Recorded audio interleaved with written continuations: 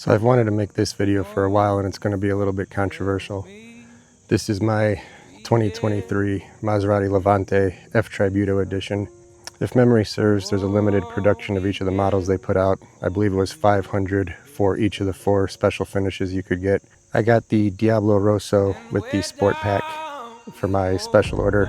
I believe this is $387 of 500. I wanted to make this video because I think Maserati's getting a pretty bad rap considering the certain state of things. I know they've had reliability issues in the past and build quality has been concerned and all that kind of stuff, and they depreciate like rocks. This is not my first. I believe this is my 6th, which I'm sure I'll talk about quite a bit here. But I wanted to make this to kind of show my opinions on it, what I think it actually is, and that I do believe that they're pretty undervalued.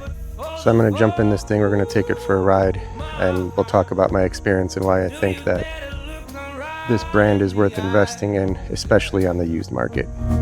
Oh, but say we run you down to the law.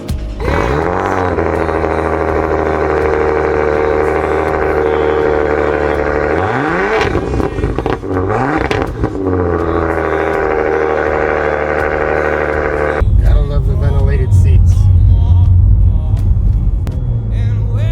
So now we're inside the Maserati, and I've shared a bunch of my opinions and feedback and sentiment, if you will. But inside is where, again, I don't get it. So there is a difference between materials and build quality, right? Usually when I think of build quality, I'm thinking how well something's assembled. Is it going to fall apart? Does it rattle? Is it well secured and fastened? Things like that, right? Difference between screwing something together or gluing something together. So there's that aspect of it. But then there's also the textile, like the touch and the feel. And the thing that I love about this car, and every Maserati that I've owned, is exactly that. All of the materials that are used in this car are exquisite. This is all leather. All the door cards are leather. There is no plastic anywhere in here. It is all wrapped in soft leather. It's hand stitched, and you've got carbon fiber inlays. The roof and the pillars are all Alcantara. Again, it's absolutely beautiful. The dash is soft, full leather with custom stitching. The steering wheel is full leather. There's one little plastic trim piece around the buttons, but that's common on pretty much every car that you get. These seats are insane. They are the upgraded leather. I don't remember what the spec of it is called, but it only comes in this F-Tributo or the Trofeo versions if you're looking for it. Again, you get the headrests that are fully embossed, which is beautiful. Everything in here is premium feel, and the smell is like a brand new purse or brand new shoes. It's absolutely sensational. I've owned a lot of different cars, you guys know that, especially in the Audi family. And while Audi's build quality is definitely incredible, the last car I had with them was a 2024 RS7, and it was beautiful. But I went from a Maserati Trofeo, the Levante Trofeo, into that RS7. And while the RS7 technology was absolutely superior, I'm not going to belittle that in any way. Maserati is behind the game when it comes to tech, with the exception of autopilot. I was surprised that this Maserati has full auto drive and the Audis did not. So that kind of caught me off guard. But aside from that, the Audis are well ahead of their time for Maserati in regards to technology. What surprised me the most in the RS7 when I got it after maybe a week of the new buyer euphoria that you experience was I started noticing the materials. Again, not the build quality, but the materials. The RS7 I had was fully spec'd out, premium, prestige package with the executive pack on top of that. So it was a full leather dash, Alcantara roof. It was absolutely beautiful. But what it didn't have, and there was no option for, is the stuff below, like the side of the center console or the bottom of the door cards. Things like that on the RS7 were still plastic. They were nice plastic, they were soft, but they weren't leather like these are.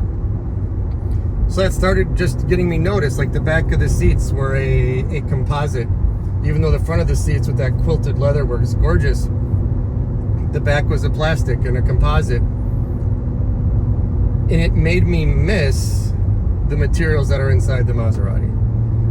So I do not understand some of that feedback that comes into these cars, because every one of these that I've owned, and again, I've owned 6 different Maseratis, between the Ghiblis, the Gran Turismos, and the Levantes, all of them. The oldest one that I've owned is one of the first gen Ghiblis, which is a funny story nonetheless.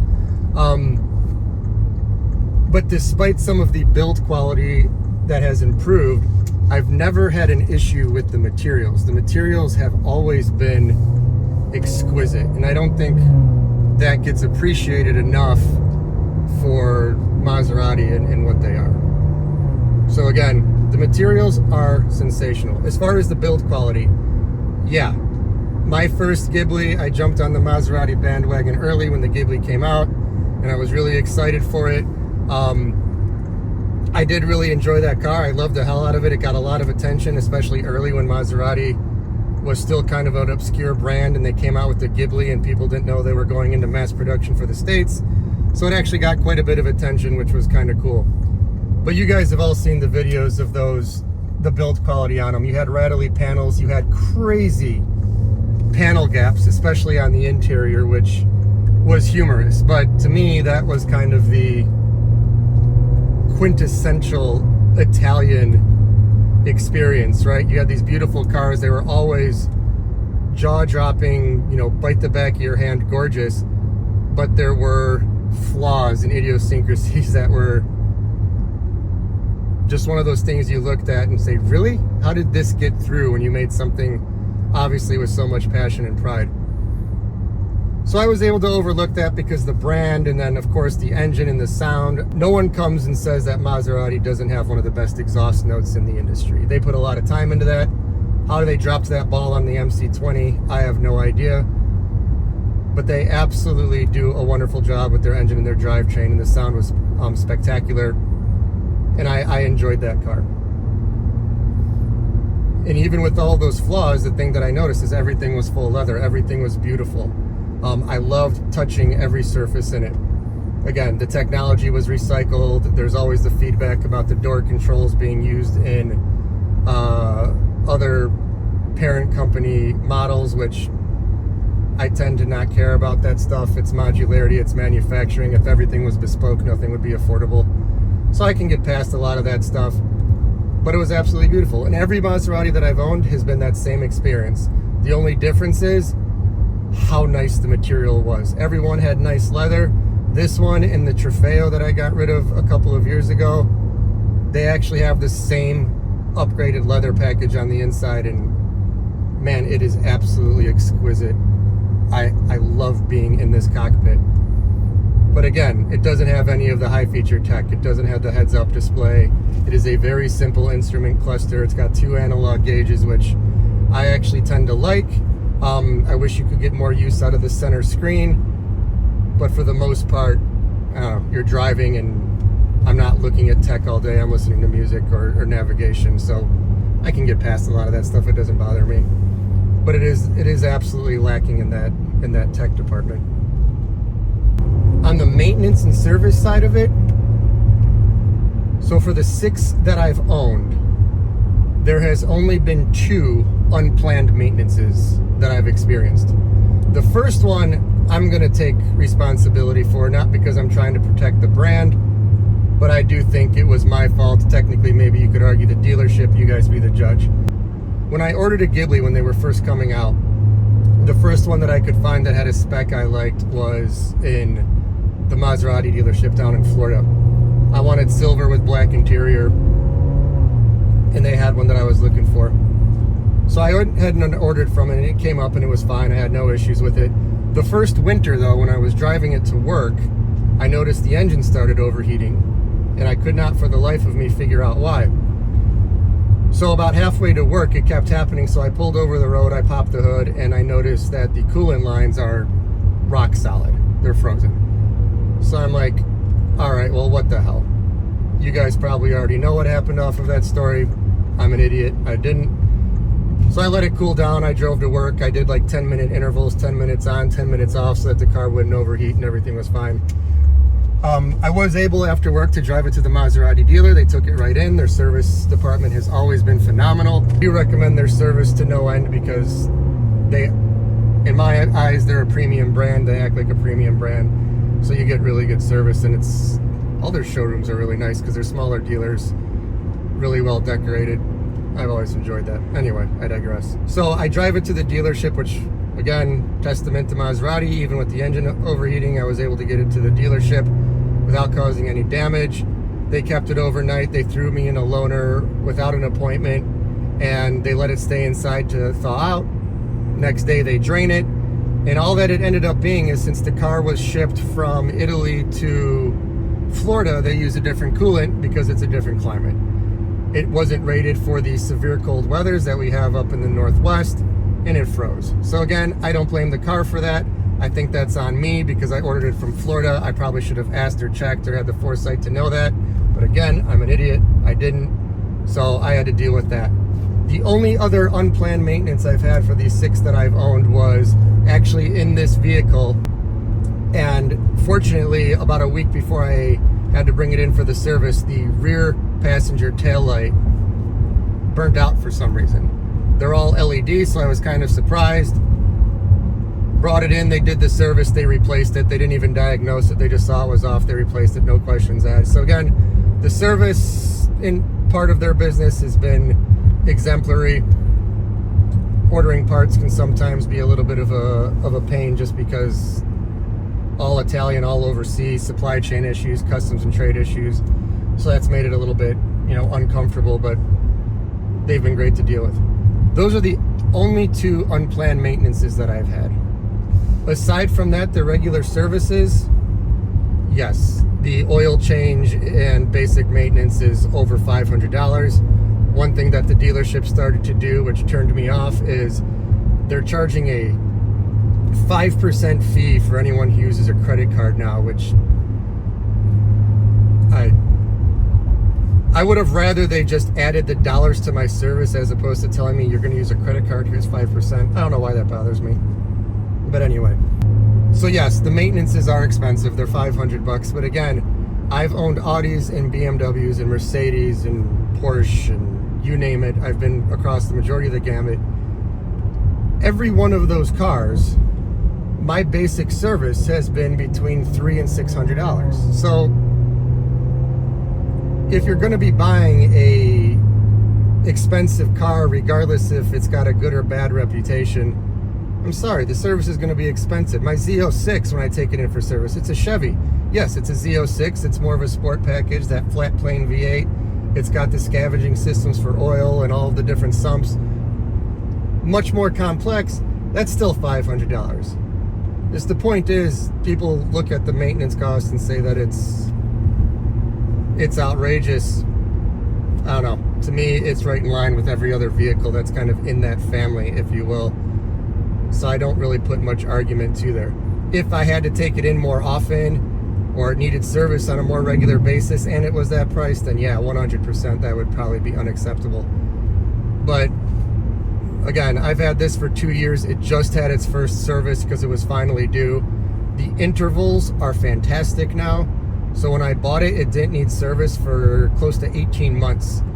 I've had this for 2 years. It's only got 8,000 miles on it. I work from home, as you know, so I don't put a lot on, which obviously helps me have better experiences with the cars because there's less opportunity for them to break down. I get that. I'm not ignorant. All new cars seem to have better reliability, and the service intervals are just much, much further between. So I think the service aspect of this is kind of unjust. That being said,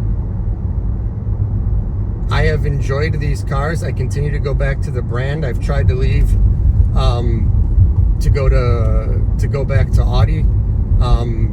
I've gone with other manufacturers in between.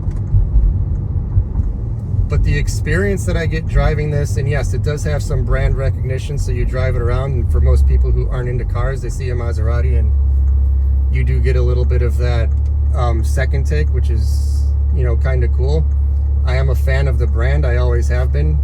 Their legacy of racing, that's why when they came out with the F Tributo, which was a kind of homage to their racing heritage and women in racing and things like that, I absolutely loved it.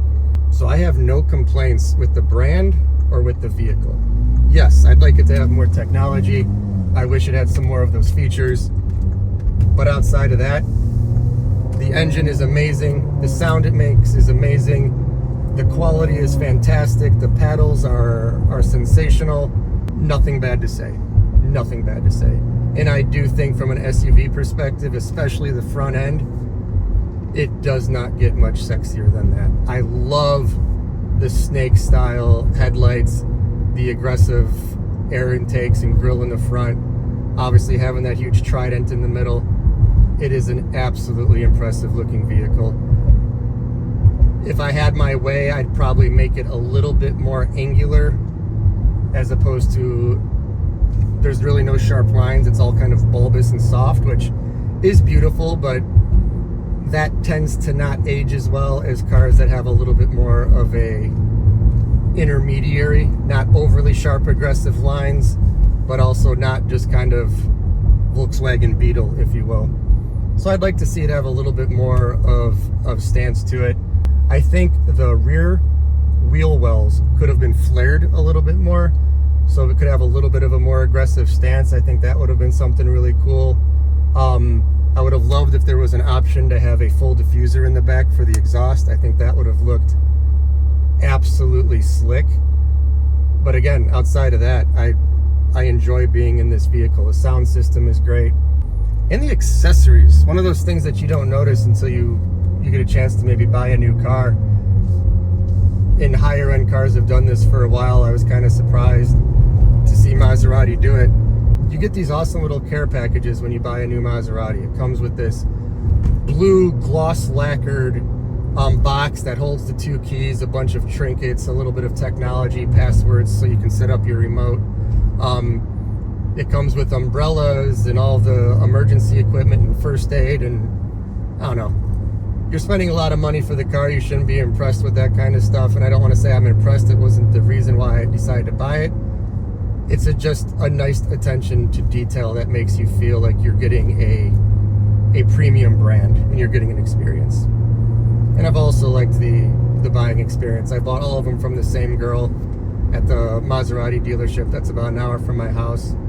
I love her to death. Maybe she's nice to me because I bought 6 cars from her and I'm going to put her kids through college at this pace.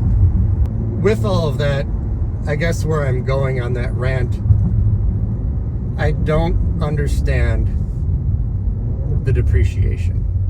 And when I say I don't understand, that doesn't mean that I don't know why it happens. I know the brand has a rough history. I understand that when they get used into higher mileage, the maintenance costs become outrageous and the reliability has a worse reputation. I understand why they depreciate.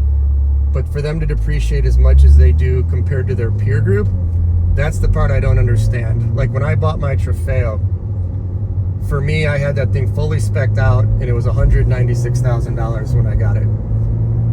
But it had everything in it. It was absolutely beautiful. And if you guys are familiar with it, that one actually has a true Ferrari built V8 with the red powder coated cylinder heads and the carbon fiber covers. I mean, you open the hood and you're like, that does not look like it belongs there. And the sound it made was fantastic.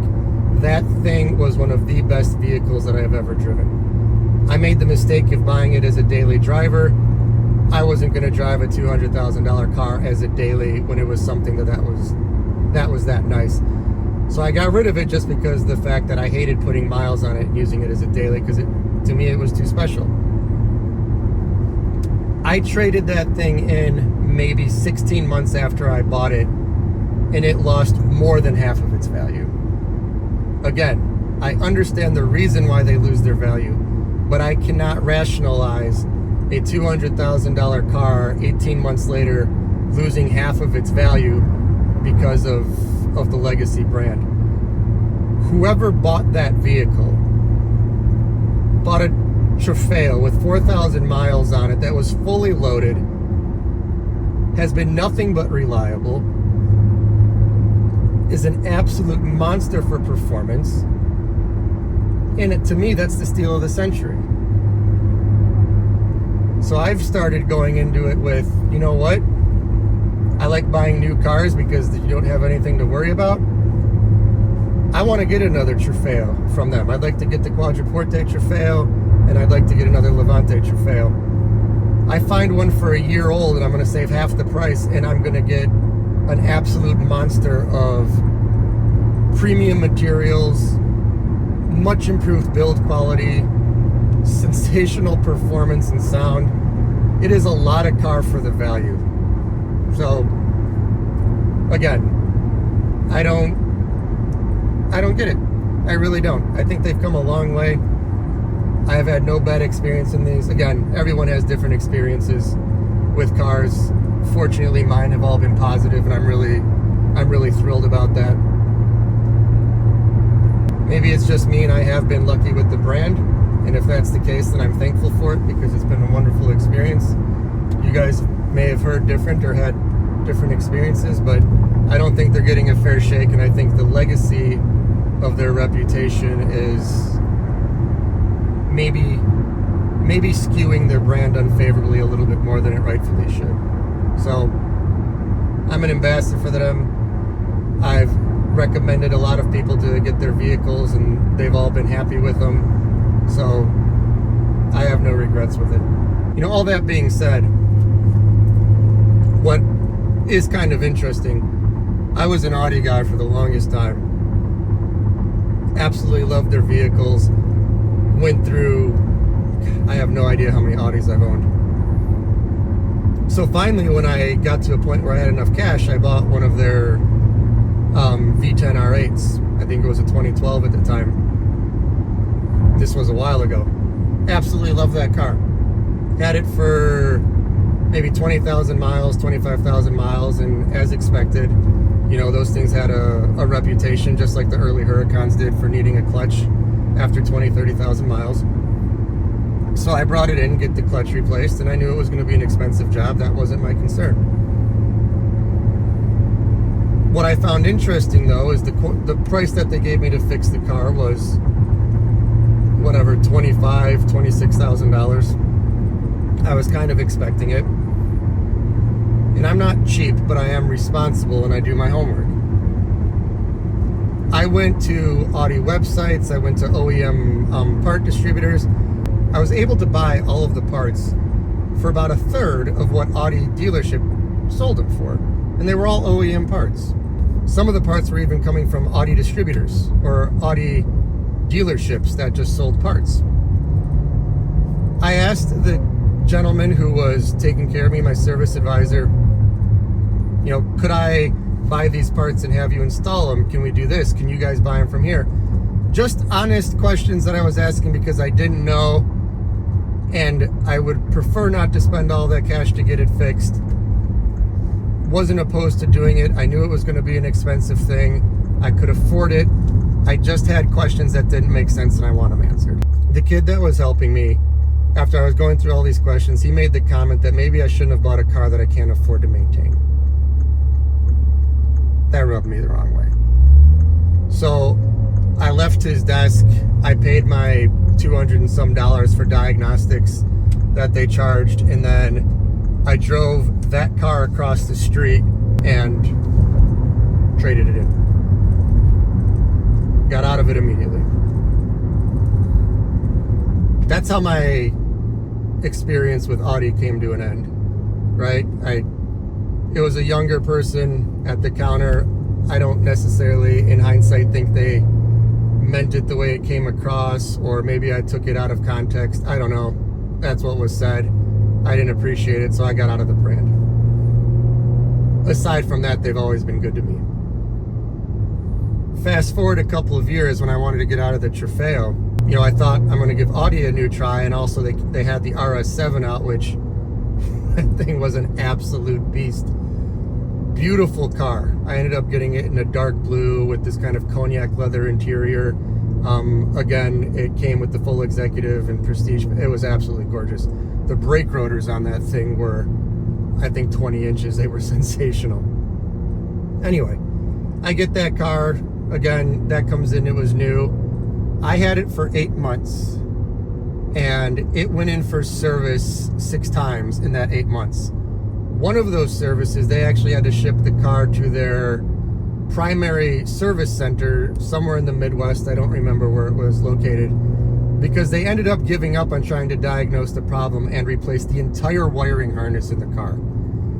In the 8 months I had that vehicle, I probably only had it sitting in my driveway for 3. And it was all electrical related. Most of it was due to the new 48 volt or whatever it is electrical system that they put in it.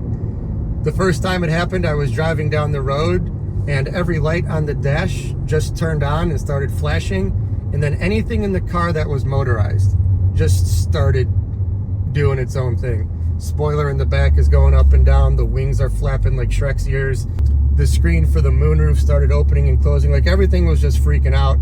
Luckily the doors didn't open and it didn't shut off, but it absolutely went into a freak out mode, if you will. The next time I came to a stop, it absolutely shut down and it said, "Not safe to drive, please contact your dealership." So that was the first experience that I had with the electrical failures, and I think at the time the car had maybe 1,200 miles on it. I send it in, of course, they can't recreate it, they can't prove that anything's wrong, they send it back, it happens again, we go through that dance a whole bunch. Finally, I bring it back and some of the issues reoccur and they try and fix it. Long story short, it just kept happening in different iterations over the course of the 8 months. And then finally we had to get out of the vehicle. There was a whole communication chain that I had with Audi and Audi's headquarters to try and get this resolved, because Illinois lemon laws and all that kind of stuff are a little bit of a pain in the butt. Nonetheless, I get out of the car and I went into this vehicle. So Audi, and their reputation of being an incredibly strong brand, highly reliable, high build quality. You know, I bought one of their higher end cars and it was an absolute terrible experience for me. I don't want to say that turned me off of the brand. I do love the brand. I'm still a fan of Audi. But between what happened on the service side with the R8 and then what happened with the RS7, it's definitely a little bit sour. And then on top of that, even their highest end cars, the R8 that I owned and that RS7, I'm still a little disappointed that the materials that are inside the vehicle aren't as nice. So I know you're spending more for quality and reliability, and I'm willing to get behind that. But man, it's hard to buy a car that's just as expensive as this, even though it doesn't depreciate as fast, that the parts above the knees are beautiful and below the knees are plastic and a little bit more eco-friendly. I don't know. After driving these, that's where my headset is at, is now I care more about fit and finish and touch in addition to quality.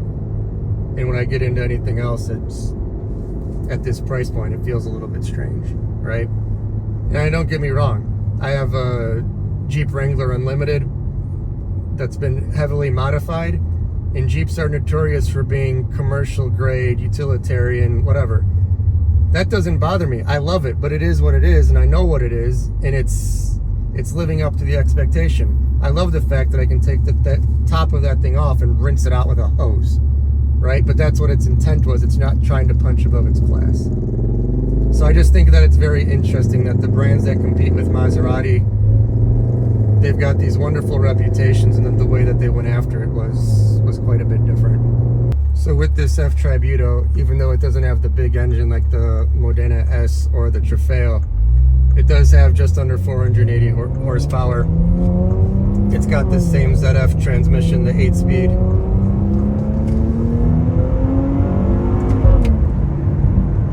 I love the sound that this thing makes. It's not a slouch. It's a good car. Again, I didn't get this for it to be some crazy performance. I've got other cars for that. I wanted a daily driver that had a little bit of character, had some soul, would get out of its own way. This does all of those things incredibly well. Obviously, with just under 480 horsepower, it's quick by all means. So I wouldn't count it down from that perspective at all. The steering and the suspension is really impressive. I've always been a little skeptical in performance SUVs just because they sit high, they're heavy, etc.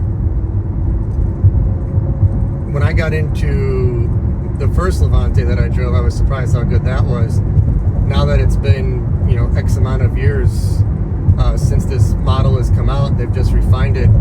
Between this F-Tributo and the Trofeo, man, is it sharp. It is really dialed in. It feels good.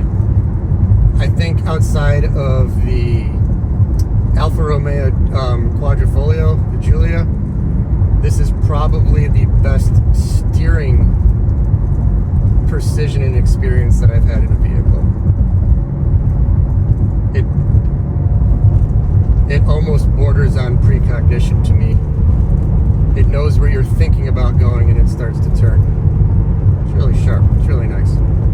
Using these paddles is awesome. I love column mounted. I'm not a fan of steering wheel mounted. It doesn't matter on the maker model of car. I prefer them to stay in place so I always know where they are. And these things are gorgeous. They're about a third the height of the steering wheel. So there's a lot of meat and a lot of mass behind them. You're not searching for it. And they have such a nice tactile experience to it. You get the nicest little pop when they go in, and since they are aluminum, you get a little bit of that tuning fork experience when you shift and they pop back, and you get that little ting resonating just to let you know that I'm not plastic. But one of the biggest things, again, the RS7, that thing was an absolute beast when you think about the twin turbo V8 that it had, 700 horsepower. That thing moved and it was fun to drive. But it had no character. It had no sound. It sounded like a highly tuned, highly engineered German sports car. You could hear the engine rumble. It made a little bit of a noise, but it didn't let you know that it was there. It was a little bit docile.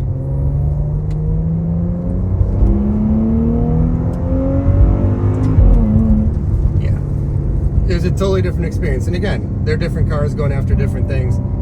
Part of the reason why I like the Maserati brand and what they had is they have the performance.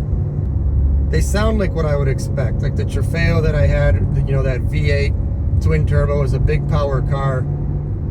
If they would have tuned that down or kept it big power but made it sound very calm and reserved, I don't know, that was kind of like, what's the point? So you get this thing and it looks mean as hell. It's very aggressive and it absolutely sounded like it. And that's part of the experience I want when I get a car. If I'm driving a luxury car, then yeah, I want it to be a little bit more quiet. I don't want to necessarily hear everything. But if you're buying a sporty version of a car, or you're getting a big power car, my expectation is that it has a little bit of character and throat to it.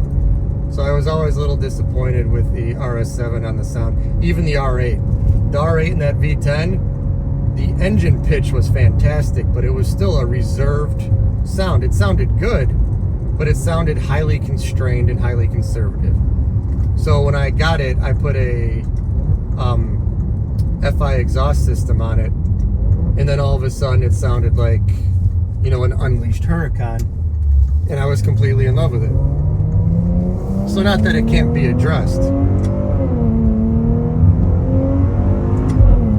Yeah, so much character in this car. So when I buy a ride, depending on what its purpose is, if it's got any sense of sport or occasion to it, then I want it to have a voice. And that was one of the hard things for me on the RS7. so much performance. Man, sport mode or touring mode, that thing did not want to yell. Even with the valves opened, it was still a conservative ride.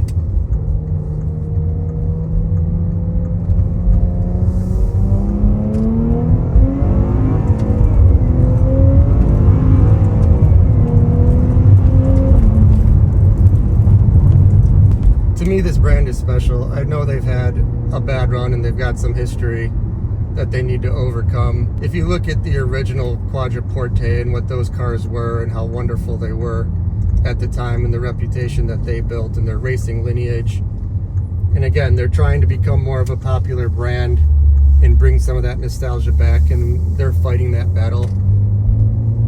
They had some war wounds in the beginning that are definitely, you know, well deserved, and they're fighting to overcome. Go check one of these things out and see how far they've come, because it is not the same brand to me anymore. And I think there will always be a Maserati in my garage for the foreseeable future. I guess now that I just parked, one thing that does drive me nuts, the lowering system, it is very slow. I don't know, I'm used to it, so I know not to open the car because it shuts off, which again, the thing lowers so slow, I don't know why it stops when the doors open. I mean, I know why it stops when the doors open, but again, it's so slow. If you get crushed by your car while it's lowering over 5 minutes, then look inward. That's a little bit of an irritant. And then one thing that they do, which doesn't make sense to me, so it lowers when you park it so that you can get easier access. But if you remote start it, it lifts up before you get in. What the hell? What is that even about? Anyway, I appreciate you guys as always. Thanks for coming along with the ride. If you have any questions, let me know. But until next time, later.